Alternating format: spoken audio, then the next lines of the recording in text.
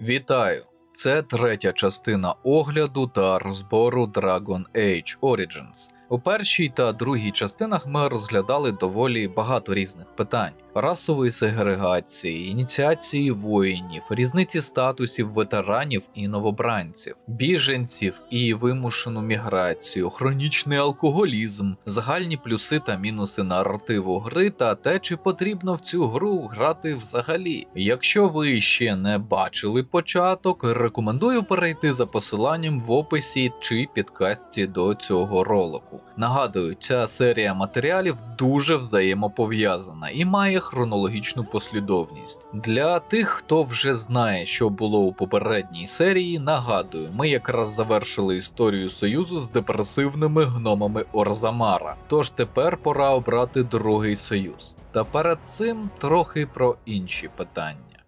Денерім.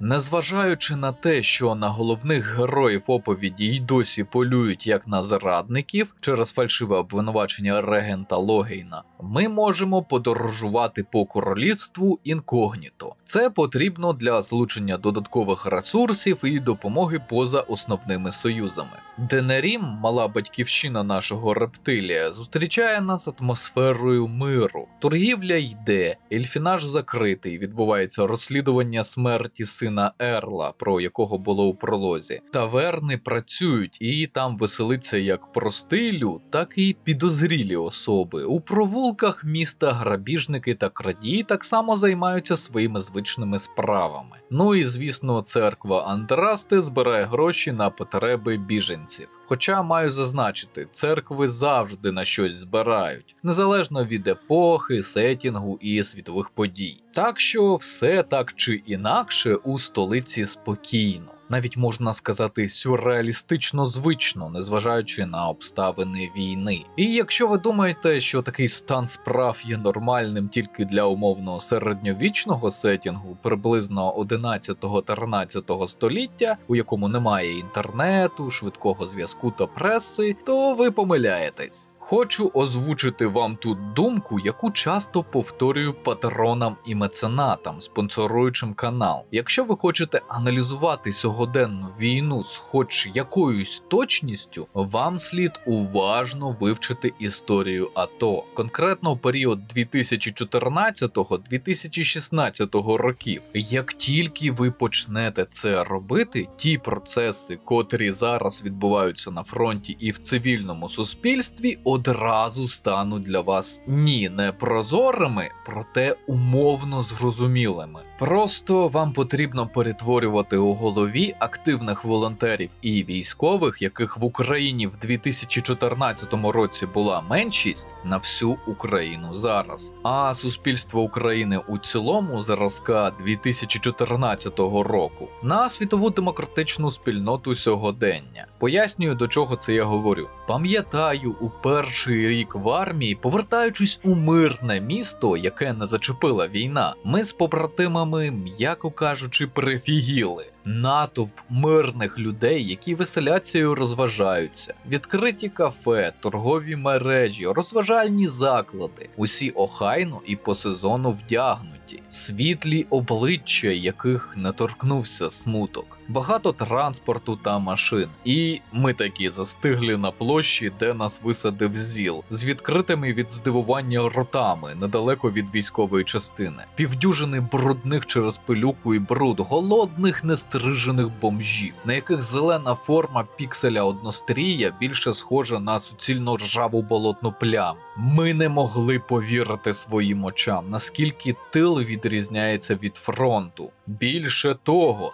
тил не усвідомлював те, що він тил. У той час він переважно вважав, що ніякої війни не існує. Тупо ігнорував її, як маленька дитина ігнорує неприємний факт, що протирічить її переконанням. І це все з доступом до інтернету, телебачення, преси, з тисячами воїнів, що у соцмережах і по мобільному зв'язку повідомляли про те, що коїться на передовій. Настільки сюрреалістична для нас була картина, що лише через хвилин 10, скуривши по 2 сигарети кожний, ми нарешті оговталися і зрозуміли один факт, який побоялися на той час повідомляти одне одному, чи навіть обговорювати вголос. Ми не переможемо в АТО у короткостроковій або, можливо, і у середньостроковій перспективі. У кращому разі позиції будуть заморожені. Суспільство у більшості випадків просто не хоче втягуватись у війну морально, матеріально і фізично. Слід розуміти правильно.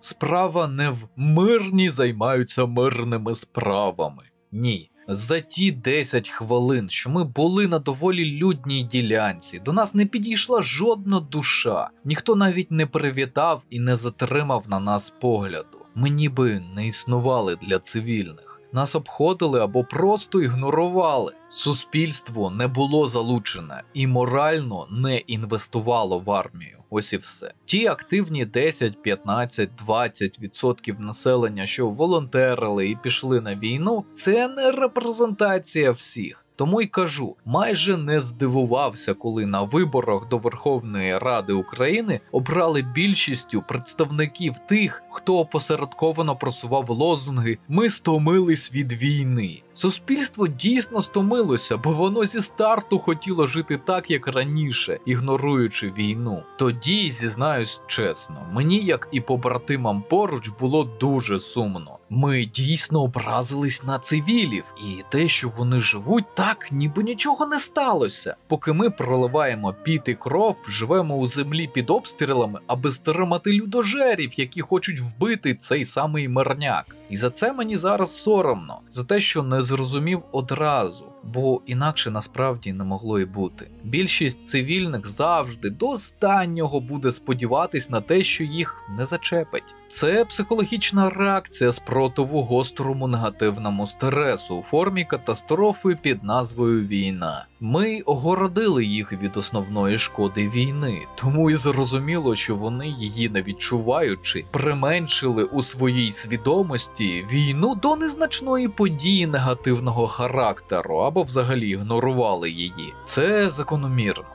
І тому перенесіть цей стан, який був в Україні зразка 2014 року, на той, що зараз панує у цивілізованих демократіях, які дуже повільно реагували на війну, яка при теоретичному виграшу РФ може перекинутись на весь світ. Ні, я не про русняву армію, а про те, що успішний приклад геноциду умовно малої держави великою будуть наслідувати всі тоталітарні та авторитарні країни світу. Загалом цей метод переносу досвіду і екстраполяція нещодавнього минулого на сьогоденне не раз мене рятував як від зайвого стресу, так і від оптимістичних очікувань, які часто не справджуються. Тому рекомендую. Звичайно, нині ситуація всередині країни інша. Ну а тепер про Денерім.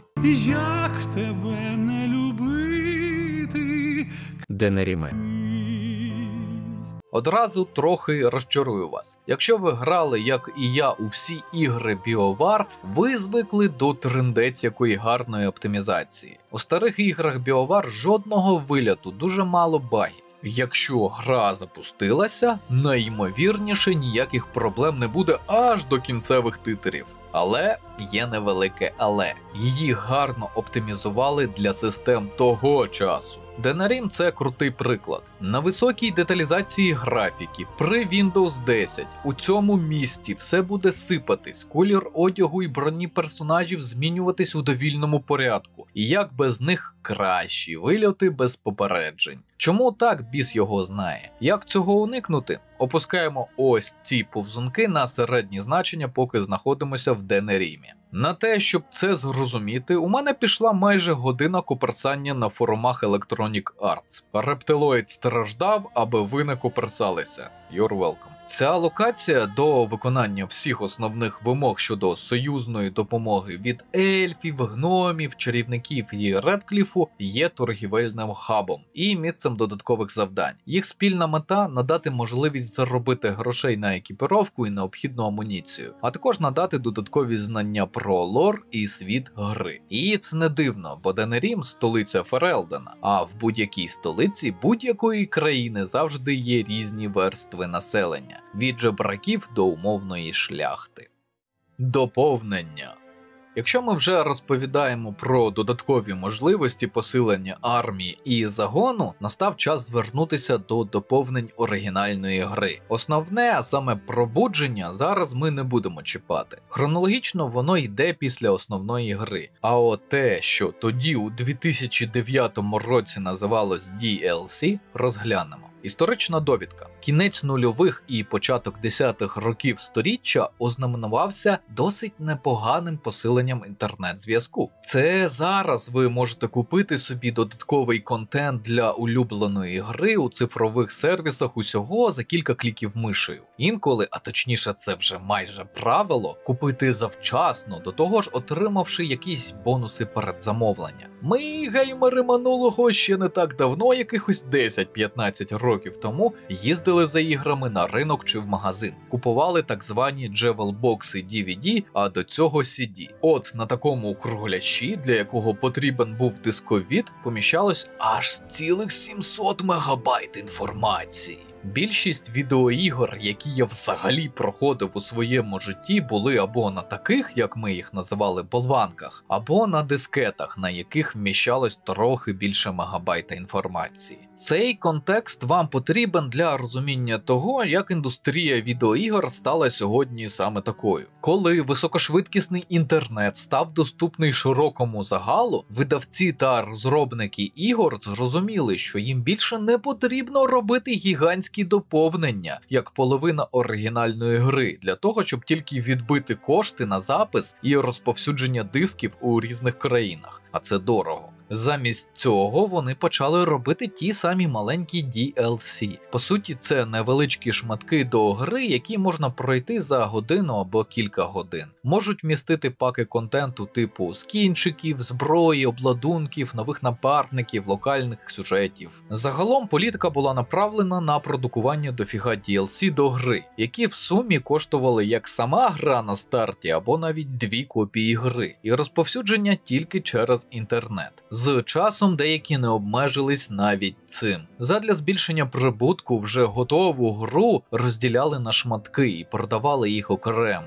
Це період 2012-2018 років. На щастя, зараз так майже не роблять через репутаційні втрати. Про ігри-сервіси на релізах зараз не говоримо, бо це окремий тип вишуканого збочення. Конкретна перша частина Віку Дракона – приклад першовідкривача в цій сфері, коли відеоігри намагались наповнити багатьма гарними маленькими доповненнями й одним гігантським, і дуже якісним. Тобто тут ціна була більш-менш справедлива. Бо гра із всіма доповненнями зараз проходиться десь за 100-140 годин і має широку варіативність повторних проходжень. А зараз ми якраз і розглянемо доповнення. Доповнення «Фортеця сірих вартових» – Макіавелізм. На одному із привалів, коли загін відпочиває після пригод, до нас підходить мандруючий підприємець Леві Драйден. Він має пропозицію для нас. Уже багато років він і його сім'я знаходяться у пошуках коріння свого роду. Усе, що йому відомо про предків, що їх несправедливо вигнали і відібрали все майно під час громадянської війни. А сірих вартових, які були частиною роду, заборонили як орден. Роду довелось довго і болісно виживати і мандрувати, поки сім'я не змогла нормально стати на власні ноги. Леві займається логістикою. Його численні родичі – виготовленням товарів. Вони залучили купу ресурсів, аби допомогти Ордену Сірих знов оновитись в Ферелдені. Але Драйдени робили це не тільки як волонтери. Вони знають про свою спорідненість із головою сірих вартових минулого, яка конкретно для Леві є його прапрабабусею. Драйдени мають мету – зробити так, щоб ім'я свого предка перестало бути поза законом. Тому вони просять нас розвідати колишню головну фортецю сірих вартових – місце, у якому загинула бабуся Драйден. Алістер стверджує, що чув якісь легенди від Дункана й інших вартових, але це все. Спитати більше ні в кого. Тому підприємець звертається із вигідним трейд-офером до нас. Ми допомагаємо йому віднайти його коріння і загадку про рід, а рептилій натомість отримує замок із всім, що там є, плюс підтримку драйденів як торговців і ковалів у боротьбі з мором. Досить заманливо, особливо зважаючи на ті кошти, якими колись володіли вартові у формі зброї, амуніції, артефактів, книжок про мор і темнородів. До того ж, замок схований у безлюдній місцевості, а отже стане у пригоді як база для подальших операцій. Якщо ж обговорювати зав'язку, то для українського геймера вона також доволі цікава і знайома. Більшість українців втратила хоча б одного, а деякі десятки родичів внаслідок становлення комуністичного режиму та голодомору. Багато хто мігрував, наприклад, у ту ж Канаду, де почав все з нуля, як і предки Леві, персонажі цього доповнення. У той час, як західноєвропейська культура живріє історіями про сімейні бізнеси, яким подекуди 100-200 років, у нас комунізм та русня відібрали навіть пам'ять про цих самих предків. І я у цьому аспекті не виняток. Родина для багатьох українців – скарб, який любиш, цінуєш і зберігаєш у серці. Ось велика частина тих же росіян не розуміє, що таке родина.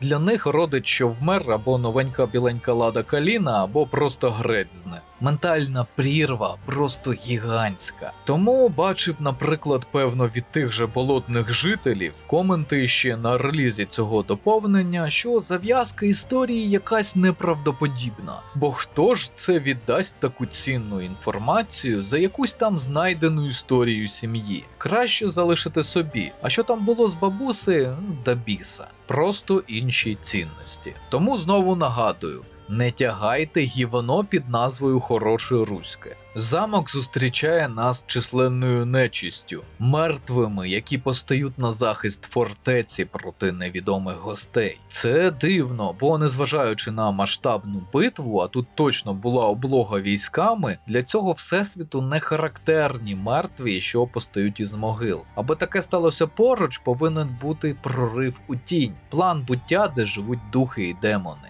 Коли Леві та рептилій досліджують замок й околиці, починають бачити видіння, недоступні іншим. У цих видіннях ми можемо побачити облогу фортеці сірих вартових військами тодішнього короля Ферелдену. Софія Драйден була шляхетною претенденткою на королівський престол, та її поневолив інший претендент і змусив вступити в орден, тому що сірі вартові не мають права на землю і так само не повинні продовжувати свій рід, принаймні офіційно. Проте багато інших шляхетних родів підтримали Софію і почалося повстання, у якому амбіційна Драйден, швидко ставши головою ордену, повела сірих у бій. Але тепер вже король Ферелдену, який був конкурентом Софії на престол, одного за одним вирізав, перебив і переманив союзників Драйден. І нарешті підійшов із військами до замку сірих. Софія у відчаї змусила чаклунів ордену почати застосовувати магію крові, заборонене магічне мистецтво.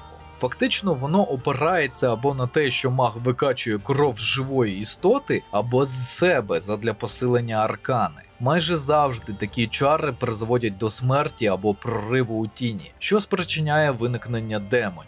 Найзліших і найсильніших істот Всесвіту, звичайно, за винятком духів, драконів та богів. Насправді, бабуся Драйден скористалася своїм службовим становищем у власних корисливих цілях. Облога завершилась тим, що демони перебили купу розумних з обох боків. Саму Драйден, а точніше її тіло, захопив демон. Король відступив з тим, що залишилось від війська, подумавши, що демони знищили всіх у замку та фортеця тепер проклята. Єдиний вцілілий верховний маг сірих вартових того часу, і він досі живий. Увесь цей час він проводив експерименти над вцілілими вартовими, що сховалися від демонів у окремій башті. Вони не можуть покинути замок через охоронне закляття. У такий спосіб він синтетично продовжував собі життя і намагався знайти вихід з оточення демонів. Хоч доповнення невелике, але містить одразу декілька важливих виборів і моральних дилем. Спочатку демон, який захопив тіло бабусі Драйден і з'їв її душу, закриє розлам у завісі, якщо ми його відпустимо і зруйнуємо охоронні чари. Якщо ні, нас чекає важкий бій. З іншого боку, демон, що зараз милується місцевістю у тілі Драйден, всюди буде створювати криваве місиво, насолоджуючись стражданнями і муками інших. Тож обираємо додатковий досвід від вбивства демона. А от наступний вибір більш складний. Чаклун, що практикував магію крові. Тут ціле нашарування проблем, якщо розглядаємо справу як військова прокуратура і суд. По-перше, причина того, що він вирішив використовувати загадкову магію крові – прямий наказ безпосереднього начальника, голови ордену. Оце так несподіванка. Тобто й досі військовий злочин, але вже з пом'якшуючою обставиною. По-друге, обставини непереборної сили, захист свого життя та життів інших військовослужбовців під час нападу сил супротивника. По-третє, ув'язнення демонами. Надзвичайна ситуація, з якого боку не подивись, коли або ти, або тебе з непередбачуваним результатом. Четверте, знову ж таки злочин, скоєння насилля проти своїх товаришів по службі, підлеглих, інших осіб. П'яте, медичні експерименти над людьми без добровільної згоди цих людей і взагалі без ліцензії на таку діяльність. Мені потрібна довідка про документ для витягу із реєстру про те, що ви не гівно. Таке поєднання цілого сузір'я злочинів ви, певно, ніколи не віднайдете в юридичній практиці цього сторіччя. Поки що найбільш близький приклад – це Друга світова, і то від сили. А от старі сценаристи BioWare любили таку конструкцію оповіді. Багато протиріч і двозначності. Непоганий художній прийом для створення вишуканої теоретичної поживи для роздумів. Погана новина в тому, що деякі жителі з північних боліт вважають, що можна притягати за вуха художню вигадку до реальних обставин сьогоденної війни і виправдовувати цим злочини своїх чи своїх родичів. Я не жартую. Дехто з них писали мені на повному серйозі, що вони невинні, бо, увага, така ж ситуація була в Mass Effect з генофагом. І їх влада, а тому й вони самі повинні проводити геноцид українців, як саларіанці Кроганів. Ще раз, вдумайтесь, наскільки це дико. І питання, хто винен і, можливо, навіть чому, не буде на порядку денному. До речі, порівняння ігрової історії соларіанців і кроганів з реальним життям не якийсь унікальний випадок. Пам'ятаю ще, як хтось з них писав про Україну і Росію на прикладі атаки титанів.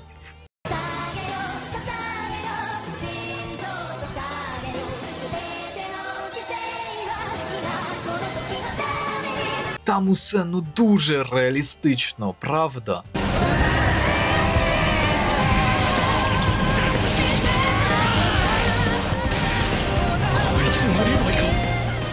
Реалізм. А у всесвіті Dragon Age вище зазначені злочини, незважаючи на пом'якшуючі обставини, тягнуть на вищу міру покарання, тобто смертну кару. Але, знову ж таки, існує ультимативна фіча сірих вартових – призов на службу, а в цьому випадку поновлення на ній. Та ж Моріган, відповідно до законів Ферелдену щодо диких чеклунів, теж наробила біди на таке саме покарання. І нічого, обставини мору все перемелюють. До того ж, судячи із усього, маг майже зміг віднайти рішення проблеми під умовною назвою «поклик вартового», тобто коли вартовий перетворюється на темнорода. За всіма відомими показниками, він сам повинен був вже стати темнородом. Але ні. Якщо ж ви збережете життя новому старому вартовому магові, постає питання подальшої долі його експериментів. Залишити їх або знищити всі доробки, поспіхом продовжити їх, не припиняючи експерименти над людьми, або робити все повільно і тільки на тваринах чи темнородах. Це все досить важкі питання на основі лору, долі рептилія як вартового і мору, який напирає, проти якого всі засоби – це благо, навіть такі. Ну і також дилема гуманізму проти егоїзму і блага для більшості. Загалом основне питання цього доповнення – чи мета виправдовує засоби. це улюблений коник сценаристів BioWare, така собі дилема макіавелізму. Насправді Макіавеллі найімовірніше ніколи не казав цю фразу про мету і засоби, а її творець Ігнатій Лойола. Проте, чи має це значення в історичній перспективі, якщо фраза відображає той самий макіавелізм? Риторичне питання. Якщо пам'ятаєте мій розбір серії Mass Effect, це теж їх ігри. Вони подібне дуже круто провернули з генофагом, біологічною зброєю і питанням, чи правильно її застосували у минулому та чи можна її застосовувати зараз. Неймовірно важка моральна дилема. Але ми ще побачимо багато подібного саме в серії Віку Дракона, бо вони, так би мовити, відточували цей наратив у всіх своїх іграх, не тільки тут. Подекуди декілька разів за відеогру. У тому ж Орзамарі ми відчули це наповну. У цілому, відкрите питання макіавелізму – це маркер золотої епохи рольових ігор від BioWare. Пояснюю. Важлива не стільки важкість чи протиріччя проблеми, а можливість гравця обрати те, що буде потім, та відчути які-не-які, але наслідки свого вибору. Завершення не важливе. Важливе переживання гравцем того моменту, коли він мусить вибрати і надалі жити з цим вибором. Це демонструє гравцеві два важливих правила, які насправді дуже актуальні у реальному житті. Перше. Інколи, частіше ніж ми можемо уявити, у житті стикаємось з вибором, всі варіанти якого нам не подобаються. Поміняти ми їх не можемо. І це нормально. Не завжди все залежить від нас. Так працює суспільство. І людина повинна впевнено прийняти цю реальність і її можливості, а не тікати від цього. Бо ігнорування проблеми її не вирішує, а тільки ускладнює.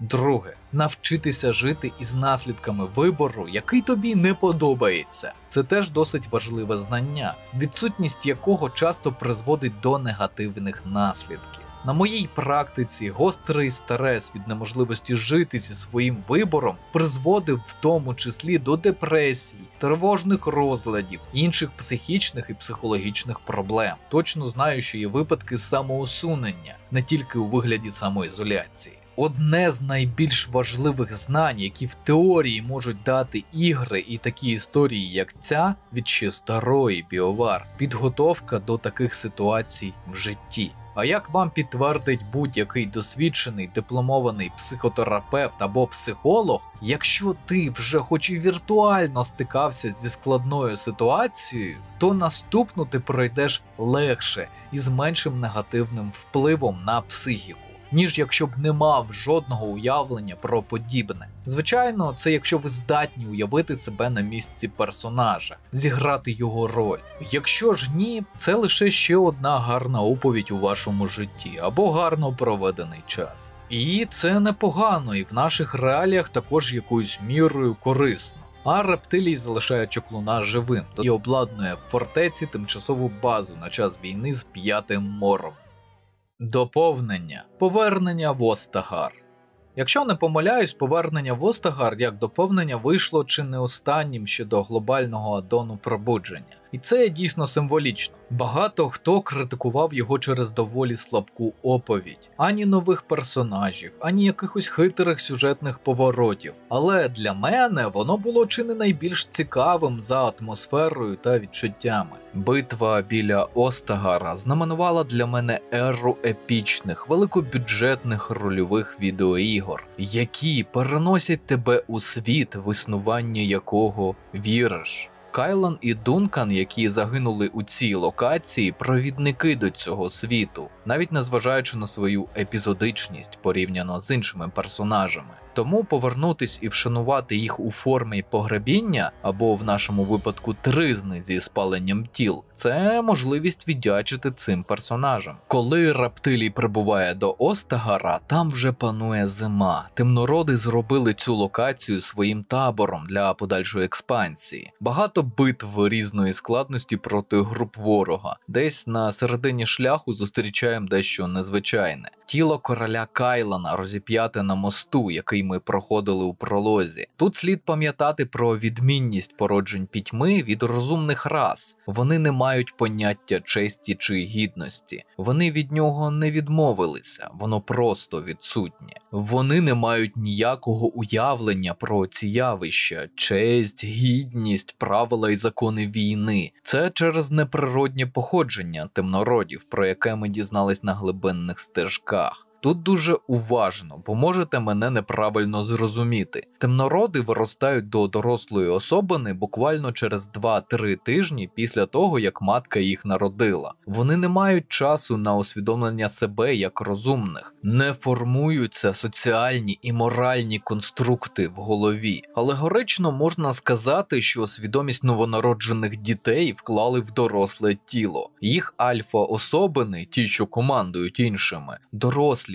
які вижили в декількох десятках битв. Тобто свідомість дітей 2-3 років. Вони не мають соціальну складову суспільства, соціуму як такого. Це просто військово-ієрархічна система, якою буквально командує Бог-дракон. І повторюю, це їх не виправдовує. Ми тут говоримо саме про рівень інтелекту і глибину свідомості. Тому це просто дуже примітивна схема гурту, де всі особини, окрім найвищого бога-дракона, інфантили у прямому значенні слова, де єдиний показник ієрархії і підйому цієї ієрархії вгору – сила та виживання. Тому, як ви розумієте, їх конкретно у цьому неможливо порівнювати з рашистами чи будь-чим іншим, де є суспільство. Війна як явище супроводжує нашу цивілізацію ще з давнини. Перші писемні тексти вже містять відомості про це явище. Тому з тих часів еволюціонують правила, за якими відбуваються ці історичні події. Набагато пізніше деякі правила трансформувались у закони або традиції. Звичайно, будь-яка війна – це зло, але коли сторони переважно дотримуються цих законів і написаних правил, вдається зменшити побічні втрати передусім для цивільного населення, інфраструктури і навіть бойових втрат обох сторін у зоні бойових дій. Проте є суспільства, які або повністю ігнорують ці правила, або роблять вигляд, що виконують їх, а натомість брешуть, щоб ввести в оману і завдати підлих ударів. Ті ж зелені коридори для цивільних. Рашисти ніби узгоджували їх, а потім розстрілювали. Звичайно, не всі. Такий собі новий вид російської рулетки. Пощастить, не пощастить. Так загинуло дуже багато цивільних і поранених, яких евакуйовували з Маріуполя й інших міст і сіл. У цьому конкретному випадку мета була така – залякати людей користуватись коридорами. Так отримують більше заручників.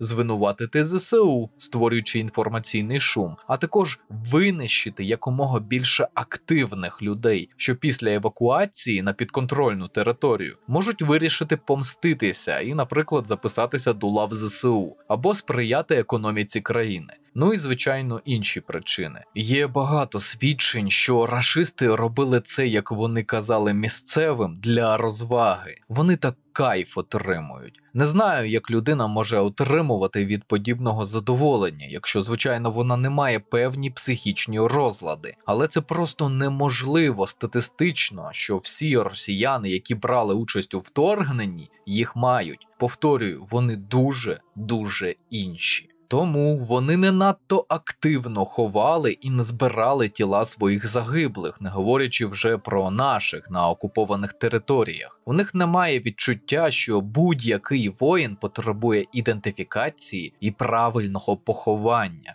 Але повторююся, вони обрали такий шлях. Воїни ж Моро просто такі за народженням. Для мене навіть дивно, що вони розіп'яли Кайлана, а не залишили його гнити на землі. Бо для них таке безцільне знущання над тілом не характерне. Поки що. Єдине, що можна використати для можливого пояснення, більш освічені особини Альфи таким чином вирішили показувати менш розумним особинам, як виглядає командир воїнів супротивника для підняття морального духу. Мовляв, якщо це найсильніша особина, а в їх ієрархії лише сила показник вищості, то інших ми зможемо здолати в один раз без зусиль. У той чи інший спосіб, проходячи локацію, ви нарешті віднайдете всі частини обладунків Кайлана та мечі Дункана. Їх порозбирали ветерани темнородів як трофеї, тому вас чекає черга міні-босів кожні 15 хвилин. Найбільший вплив на репутацію після цього походу ви отримаєте, якщо візьмете Алістера. Дункан був для нього як батько, а Кайлан як брат. Перший зрозуміло, а от другий це ви вже дізнаєтесь трохи далі. Походження Балагура і навдалого храмовника досить цікаве. У цілому доповнення гарне, якщо ви поважаєте оригінальну гру та її лор.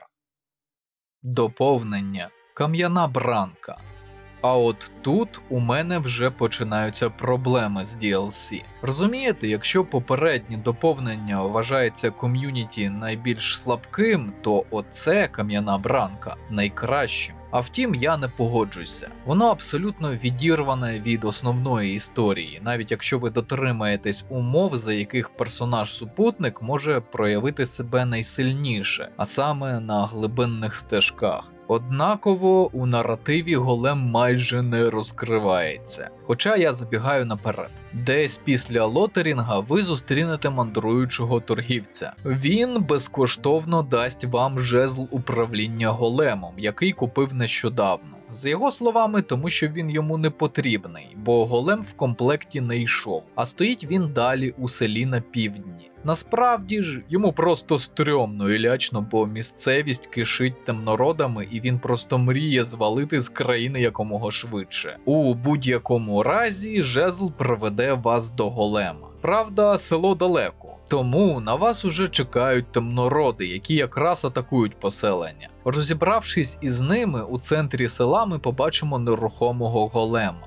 Ось і наша здобич. Але щось йде не так, і коли рептилій з жезлом проголошує магічне слово контролю, нічого не відбувається. Хоча голем має пробудитись і підкоритися. Відповідь знаходимо в одній з хат, у якій селяни замурувалися магією від темнородів. Один із них – син чаклуна, котрий колись тут жив та вже помер. Син інформує, що голем здичавів і вбив його батька. Дружина батька заморозила жезлом голема і виконала пристрій контролю. Так і шимо, він скаже нам правильне слово контролю. Звичайно, не просто тому, що ми такі круті й класні. Донька цього чоловіка злякалась і втекла у глибину підвалу будинку, де колись була лабораторія діда чаклуна. Вона начинена магічними капканами і давніми чарами. Зрозуміло, що всі інші страшаться туди йти, але рептилій он який красивий, могутній, широкий.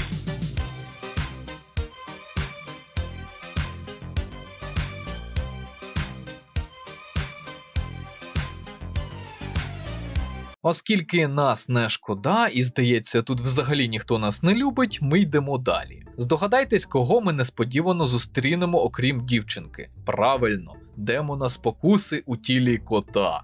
Ось куди приходить конати гідність. Нічого складного, або випускаємо демона, або дівчинка буде прикута його чарами до кінця своїх днів, або обманемо демона і викрадемо у нього його жертву. Меня кинули, как лоха. Повертаємося, отримуємо слово контролю, ідемо до голема і таки його активуємо. Жезл, до речі, просто розсипається на очах від старості. Але who the fuck cares? Несподівано голем – це жінка. Її звуть Шейла. І це дуже нудний персонаж. Хоча ні, мега нудний персонаж. І тут уточнюю. Бо ви можете подумати, що це просто погано прописаний персонаж, або його нудно слухати. Ні. Основна характеристика Шейли – присідати вам на вуха, жаліючись на життя. А ще вона ненавидить голубів, бо поки вона стояла нерухомо на площі десятки років, вони на неї активно срали.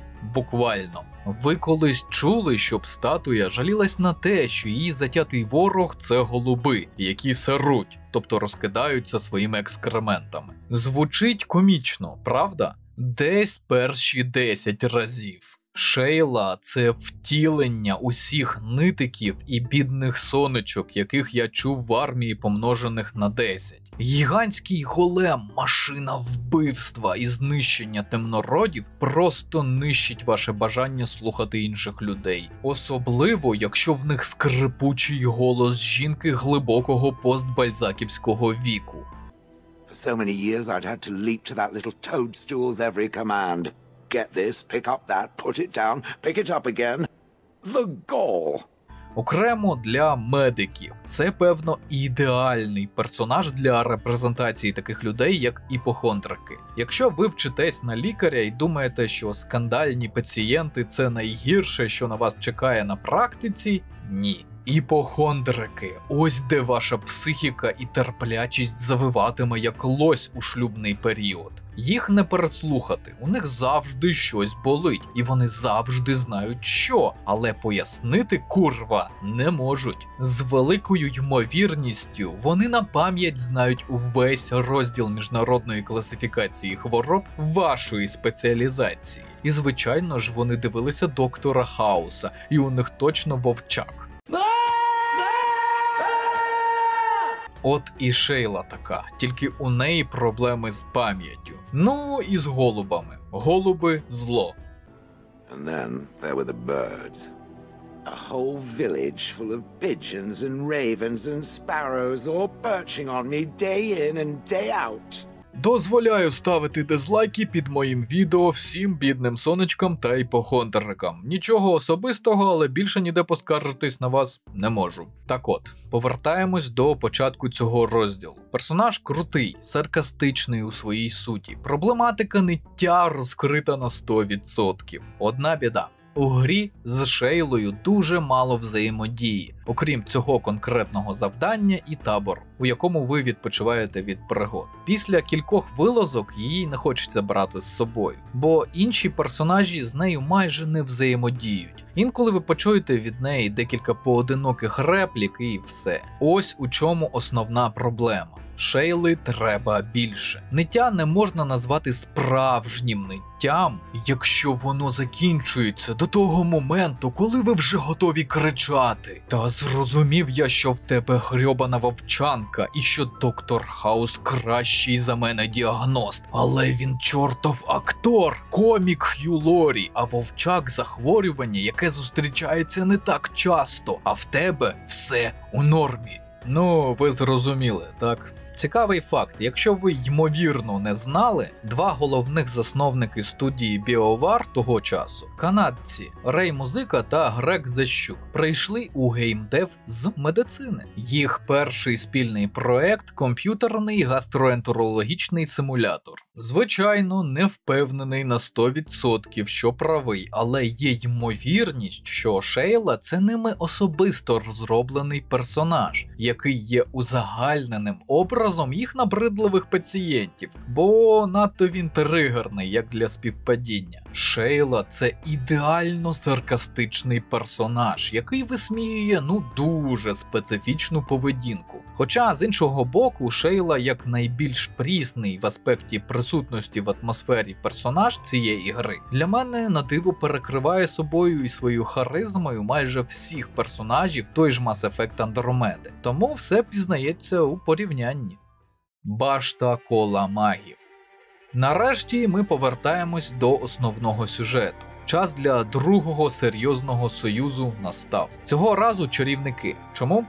Бо знаю спойлери, і саме тут ми зустрінемо важливого напарника. Взагалі дуже важлива фішка повторних проходжень таких комплексних відеоігр саме у тому, що ти вже знаєш, як отримати додатковий контент, який колись пропустив, зробивши інший вибір. Башта магів Ферелдену – це масивна будівля на острові посередині озера Каленхат. Там розташована така організація, як Коло магів. Це одночасно тюрма і школа для особливих дітей, що проявили схильність до аркани, чаклунства. Вони потрапляють у це місце по-різному. Одна дівчинка несвідомо на відстані підпалила волосся своєму кривднику. Інший парубок викликав сніг влітку. Ще один взагалі почав левітувати посеред багатолюдної вулиці. Усіх, хто виявив унікальну здібність, піймає особлива варта Ферелдену.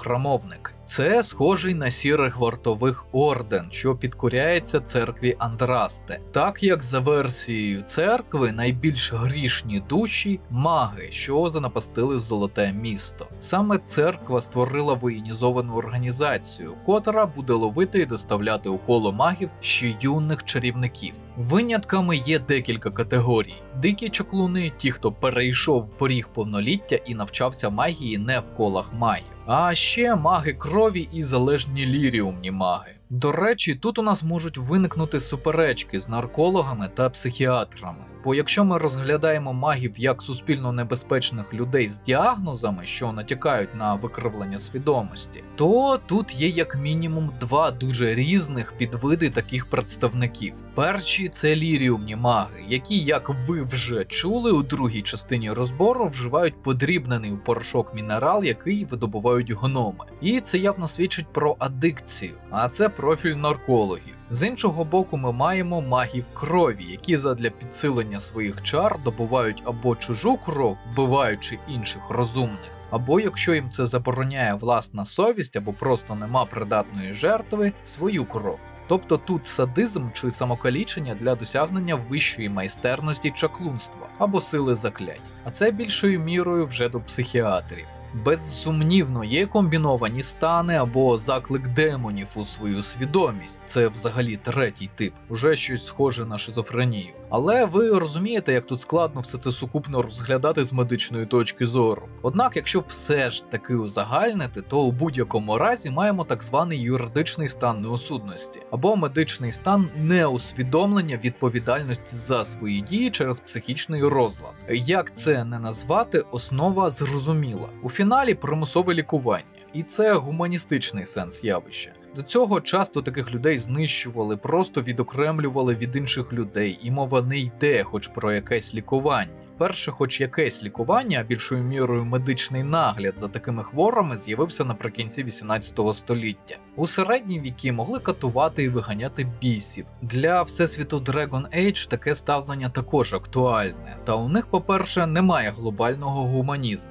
А по-друге, чаклуни без контролю, самодисципліна чи сторонній контроль, стають надзвичайно непередбачувані і небезпечні для себе та оточуючих. Тому й маємо такі інституції, як коло магів, й аналог наших психоневрологічних пансіонатів, башта магів, де магів навчають контролю і дисципліні, забороняють практикувати магію крові і демонологію, а потім призначають студентів на відповідні державні посади. Ситуація ж у конкретно цій башті показує нам, що навіть такі установи інколи не в змозі втримати руйнацію, спричинену чаклунами, котрі вийшли з-під контролю. Знову ж таки, слід додати, що тут, як завжди, є дуже важлива відмінність від реального світу. Якщо суспільно небезпечні особи з психічними розладами та хворобами, яких визнав суд, є хоч і небезпечними формально, але фізично нічим від нас не відрізняються, то чаклуни тут можуть власними силами вбити десятки людей одним необережним рухом, без будь-яких додаткових засобів, зброї чи інструментів. Ця сила в них усередині.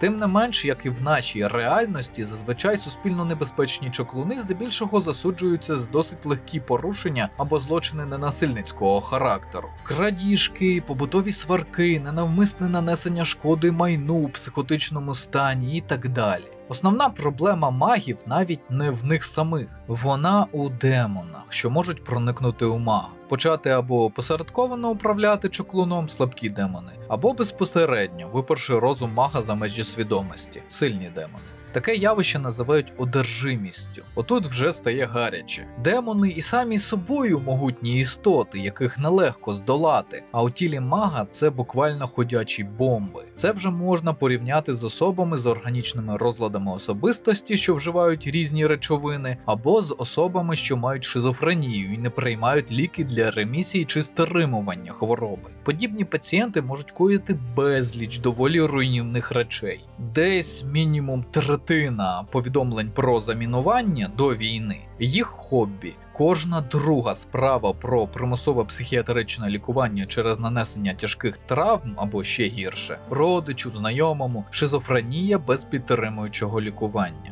Моя особиста статистика. Можете не шукати по Україні, у нас ці дані закриті згідно закону України про психіатричну допомогу. Тому розумієте, чому маги цієї гри особисто мені настільки цікаві? Дуже багато паралелей із реальністю. А це на моє здивування, нагадую, 2009 рік релізу. Ця гра у стилі темного фентезі досить простою мовою за допомогою гарного сюжету так непогано демонструє складне явище злочинів під тиском психічного стану. Звісно, якщо ви бачите підтекст. Храмовники у нашому прикладі поєднують у собі швидку психіатричну допомогу, поліцію, суди, а також психіатрів, які безпосередньо працюють в установах, функція яких примусове лікування суспільно небезпечних громадян з психічними розладами. Храмовники теж не такі ідеальні, як комусь може здатись з опису. Наприклад, серед них розповсюджене адикційне зловживання ліріумом. Навіщо, якщо вони не мають чаклунських здібностей?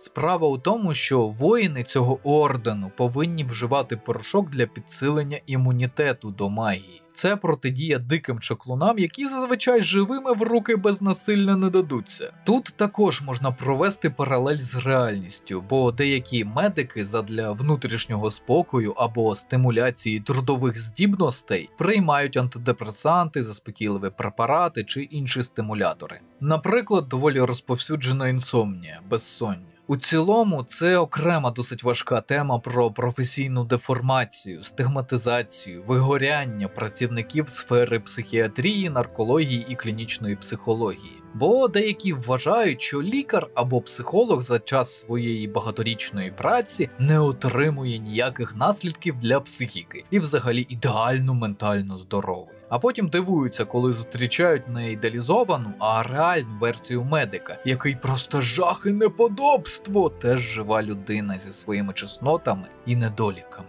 Проте це буде колись на наступний раз, бо ви мене тут не переслухаєте. Давайте ближче до гри. Ситуація тут не дуже гарна. Як і з гномами, печатка магів Ферелдена на договорі про співпрацю належить голові кола магів, а діючий голова і ректор у одній персоні недоступний, бо раптово, ніхто цього не чекав, башта у внутрішній та зовнішній облозі. От щастить нами з вами, так? Зовнішню облогу тримають храмовники. Половину з них перебили у башті під час раптового прориву тіні. Внутрішня облога складається з осередків магів, які не піддалися демонам і відбиваються від них, і магів-ренегатів в окремих приміщеннях. Але голова храмовників каже, що найймовірніше демони й одержимі вже знищили усіх звичайних магів. Сил у нього для штурму немає, він чекає на підкріплення від ордену зі столиці. Так як головним обов'язком його ордену є саме контроль магів у башті, а як видно це стало недоцільно,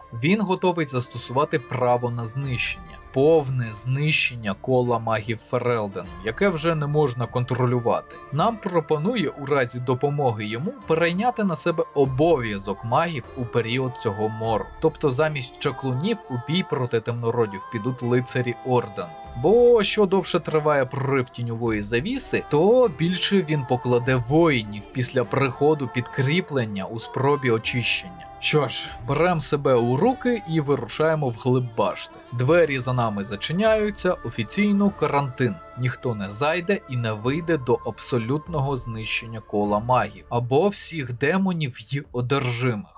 Мало не відразу ми знаходимо приміщення, до якого намагаються увірватись демони гніву. Оборону тримає Уін. Вона одна із старших викладачів башти, а також проректор закладу. За її спиною лише декілька підлітків магів і купа малолітніх дітей, які буквально вжались у стіну. Вперше Уін ми бачили ще в Остагарі. Вона була там як представник і контролер магів, які підтримували військо Кайлан. Але після програшу відступила із залишками своїх учнів до башти. Зараз же вона чи не єдиний сильний маг, який залишився непідконтрольний і не захоплений демоном. Так як ми зачистили простір до дверей карантину, Уін пропонує нам приєднатися та піти на штурм разом, аби відбити вцілілих і дізнатись, чому катастрофа взагалі сталася. А діти будуть у безпеці, бо позаду нікого, а спереду прочищаємо ми. Також є опція вибору нетривіального характеру. Знищення як Уін, так і дітей у межах повного очищення башти. Оце щоб ви розуміли, які раніше були ігри. Це зараз розробники бояться навіть моделі дітей додавати в ігри. А тоді вони ще могли мати творчу свободу надання опцію вибору гравцеві, особливо в дилемах. Звісно, різанину, якщо це обрати, візуально не покажуть, але сам факт. Загалом мене лякає тенденція медіа та відеоігрової культури останнього часу по відбілюванню маньяків, злочинців, м'ясників.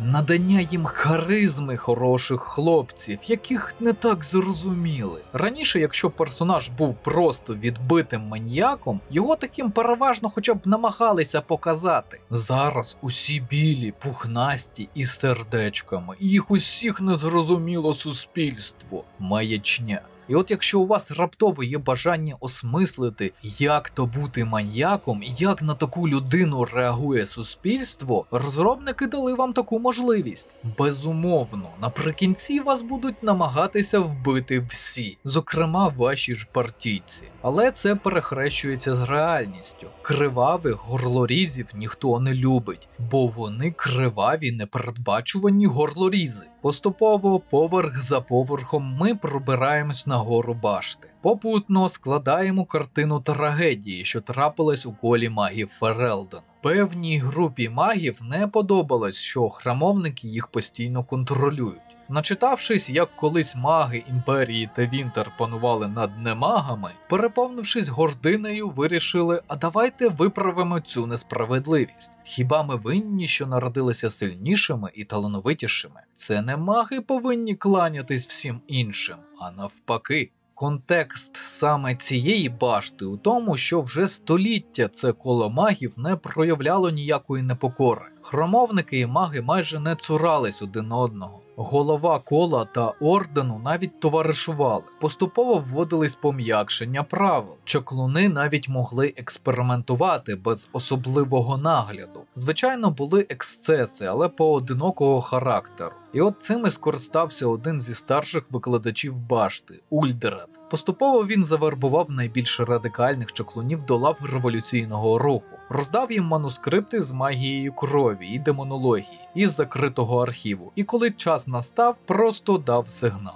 Завданням рядових магів було просто здійснити різанину храмовників і магів-лоялістів на перших поверхах. Старші ж повинні були принести до найвищого поверху всіх захоплених без бою магів-лоялістів, яких потім Ульдерет перетворював на одержимих, підселяючи їм демонів через тінь. До речі, про тінізавісу, що відділяє реальність від плану духів і демонів. Можливо, дехто з вас вважає детальний розбір тіні вашим лускатим автором важливою справою. Але, якщо чесно, мені не дуже хочеться присвячувати цьому багато часу. Не цього разу. Не тому, що я лінива дупа, просто ще до війни готував матеріал про психологію сну і супутніх процесів в людській свідомості. Це дуже об'ємна тема, і без окремого матеріалу розбирати зараз тінь у цьому контексті, це як давати вам кусок сирого м'яса, очікуючи, що ви похвалите його так, немов це найкращий стейк у вашому житті. Давайте домовимось так. Рано чи пізно буде відео про сон і процеси з ним пов'язані. Це буде раніше, ніж ми розглянемо всі частини франшизи Віку Дракона. І от після окремого матеріалу ми поговоримо про тінь у розрізі психології сну і про як лорну частину Віку Дракона. А зараз більше про історію та лор гри. Тінь – дуже міфологізоване місце. Пам'ятаєте, нещодавно розповідав вам про архідемона і як з ним впоратись. Тема із взаємним знищенням душі сірого вартового і бога дракона. Отож, у цьому всесвіті душа – це не концепт типу нашого, присутність або відсутність якого не можна довести. Тут, на радість церкви, душа існує, бо існує доказ її існування. Тут душа – це синтез свідомого і підсвідомого, що може покидати тіло, і робить це регулярно у вісні, мандруючи до іншої реальності під назвою тінь. З одного боку, тінь схожа на звичайну реальність, але є ряд особливостей. По-перше, тінь із великої літери – це пустота, як космос. Вона формується завдяки пам'яті й уяви душ, що подорожують нею у вісні, а також завдяки магам, котрі мандрують там у свідомому стані, користуючись медитаціями. Звідти вони частково і черпають силу. Також тінь – дім демонів і духів. Це істоти одного порядку, але демони завжди хочуть щось від смертних, а духи – ні. У цьому ж поміж ними велика різниця. Лише інколи духи допомагають смертним, тоді як демони частенько шкодять або маніпулюють, аби заволодіти тілами смертних. Чому? Бо для них реальність – це дуже цікаве і захоплююче місце, у якому вони можуть поглинати чужі емоції і ставати сильнішим. Також є дуже потужна версія про походження тіні від церкви. Мовляв, у тіні знаходиться золоте місто. Це початок Творця, єдиного істинного Бога, котрий вигнав старих богів-драконів і дарував розумним створінням реальність. Але золоте місто стало чорним, коли до нього дорвалися чарівники імперії Тевінтер. Це був так званий сакральний гріх. Саме тому відбувся перший мор, який почався через магів, покараних Творцем. Після цього він закрив місто і покинув людство. Але це за версією церкви. Потім ми зустрінемо декого дуже цікавого, того, хто знає про золоте місце, бо бував там власною персоною. І його розповідь кардинально відрізняється від офіційної. За версією різних рас, це і царство мертвих, і колиска життя, і будівельний майданчик Бога-Творця, і притулок старих богів-ельфів. Єдине, що відомо точно, тінь існує. Туди подорожує свідомість сплячих, і там живуть духи та демон. Ну і ще там існує чорне місто, яке колись було золотим. На відстані його може побачити чи не кожен, хто подорожує тінню.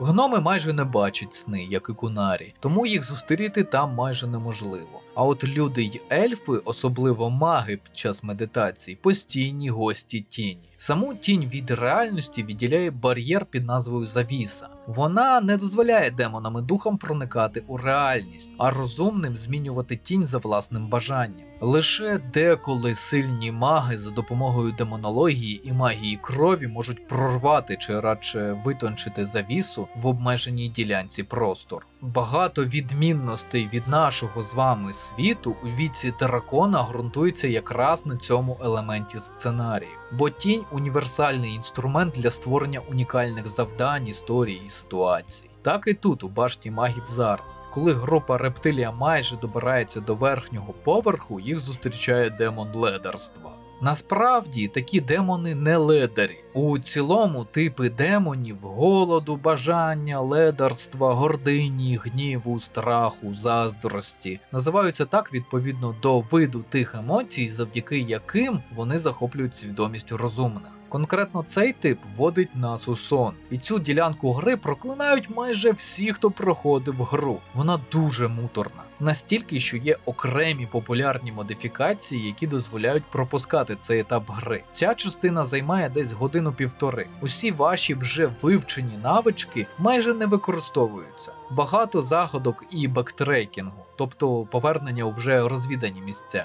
Плюс до того ж розробники використовують для візуалізації того, що ви перебуваєте у тіні, дуже мильний фільтр, такий наче окуляри запотіли після морозу. Ну, ви усе зараз бачите на екрані, не дуже гарно. Та водночас ця локація дає зрозуміти, що таке сон, яким маніпулює демон. По-перше, вашого персонажа будуть намагатись зламати психічно, викликавши почуття хибної провини, опираючись на його предісторію. Конкретно для ельфа Гето це Шеані, яка питає, чому рептилій не зміг вчасно захистити її від наруги. По-друге, так само намагаються зломити інших персонажів. Демон показує їм або найприємніші, або найганебніші історії їхнього життя. Звісно, перекручені та зациклені, щоб в'язень не міг навіть подумати прокинутись. Єдиний персонаж, котрий одразу розуміє, що його найобують, це Моріган. Вона занадто добре знає Флемет, аби подумати, що жалюгідна копія, створена демоном, це її мати. А інші персонажі, незважаючи на загальну силу духу, мають свої індивідуальні слабкості. Для Стена це його вже покійні побратими Кунарі. Для Алістера сім'я, яку він ніколи не мав, але про яку постійно мріяв. Для Уін те, що вона може програти і не захистити своїх учнів від смерті. Для Огрена найстрашніше це навіки застрягнути у статусі ніхто, у якому він був останні 2 роки в Орзамарі. І щось подібне для всіх інших. Можливо, потрібно зробити серію матеріалів про психологічні маніпуляції у побуті, армії і політиці. Бо навіть у коментарях до своїх матеріалів іноді бачу людей, які не розуміють примітивні лозунги і тводумство, якими наповнена їх свідомість. Зокрема, завдяки різним лідерам суспільної думки і авторитетним особам. Наприклад, теза «без світла, без газу, без води, але без вас». Ви серйозно? У нас все це є не завдяки росіянам. Ми будували і покращували свою інфраструктуру самі. Те, що вони її знищують у пориві знищення нашого народу, не робить світло, газ, воду чи комунікації їхніми. Це так дивно, що я дивуюся, як багато людей це підхопили. Нагадую, у нас є свої родовища газу, які в теорії здатні повністю забезпечити потреби побутових споживачів. Взагалі, з 2014 року ми закуповуємо газ із Європи по реверсу. Якщо хтось цього не знає, це його проблема. Рефія нічого нам просто так не дає і не давала, вона тільки нищить. А лозунг має звучати так: навіть якщо ви зруйнуєте нашу інфраструктуру, ми відбудуємось. І далі будемо слати вас на болота тільки сильніше. Але правда, тоді це вже не буде лозунг. Мені інколи хочеться заглянути в очі СММникам, які придумують тези нашим політикам. Бо інколи це якийсь треш. У гонитві за лаконічністю і меметичністю часом втрачається зміст і логіка реального світу. Повертаємось до гри. Перемігши демона у тіні, ми нарешті можемо увійти на верхні поверхи башти. Тут Ульдред, захопивши магів-лоялістів, послідовно перетворює їх на одержимих. Розмовляючи з ним, розуміємо, що від колишнього чаклуна залишилось не так і багато. Його захопив демон, завдяки якому він і отримав силу полонити інших магів. Тепер, так би мовити, оновлений Ульдред вважає, що доля чаклунів бути над усіма людьми, симбіотично об'єднавшись з демоном. Тільки так, на його думку, розумні еволюціонують і стануть кращими версіями самих себе. Годі й казати, що нас він також бачить як гідного претендента на таку честь, як перетворення у вищу форму розумного. Проте, як то кажуть, мирного рішення не буде. Вбиваємо лже-Ульдреда, рятуємо магів і нарешті отримуємо від магів підтвердження допомоги у майбутній війні. А також з нами погоджується подорожувати Уін. Це трохи конфузить, бо ми вже знаємо, що вона вважає найціннішим скарбом своїх учнів, які залишаються у башті. Але у розділі персонажі ми зможемо розібрати цей момент і на перший погляд таку нелогічність персонажа.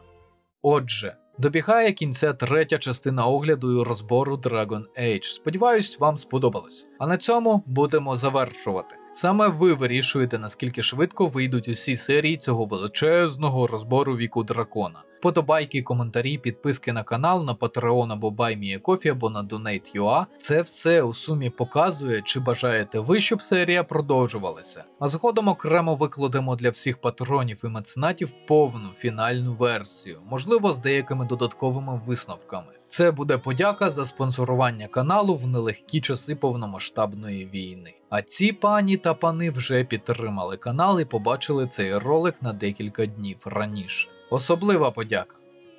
Генерали Вадгерн, Сергій Білов, Акі Рю, Тайрет CISO, Олександр Філоненко, Дмитро, Сергій Матрос, Комбриги, Антон Скабьолкін, Донні Другий, Хейро, Джон Хаймовіц, Олександр, Тоні Скакалкін, VCR, Борис Ромбульт, Костянтин Колосов, Саша Слюсаренко, Кол Мьольнір, Полковники, Олександр, Антон Доценко, Арканікс, Богдан Лапченков, Чара Фріск, Джорджі, Хамстрісімо, Локсеро, Маслієнка, Міст, Олександр Гончарук, Паразитікс, Пріма, Сергій Лемента, Ukrainian Smuggler, Вікторія Кудря, Ксеноморф Принцес, Олексій Скляров, Артем Тімченко, Богдан Старовойт, Дмитрій Куліш, Дмитро Станішевський, Друг Свіжий, Євгеній Головко, Ірія Аліє, Ігор Тоцький, Іржавий Димас, 33 шальних узбека, Consort of Кадара, волонтери, Акім Глушков, Алтріо, Андрій Ворон, Антон Карпенко, Дакар, Деніс Маслов, ДМ Ашар, Ранделакс, Флешкілер, Фуз, Фукват, Гер Куррумі, Джон Браунінг, Кирил Мартищенко, Логанс, Мед Кузя, Мунфлейм, Містер Кроу, Ніколас Дав, Олександр Бойко, Рокс Ейха, Роман Литвиненко, Шварцпфад, Світлана, Вадим Н, Вася 96, Велш, В'ячеслав Черніцов, Віталій Дзюба, Владислав Афонін, Влакі, Вордог, Іван Павловський, Лев Кропивницький, Михайло Рафальський, Святослав Жеребний, Сергій Хакон, Юрій Ф, Іванна Баглай. Вірте в ЗСУ. Все буде Україна.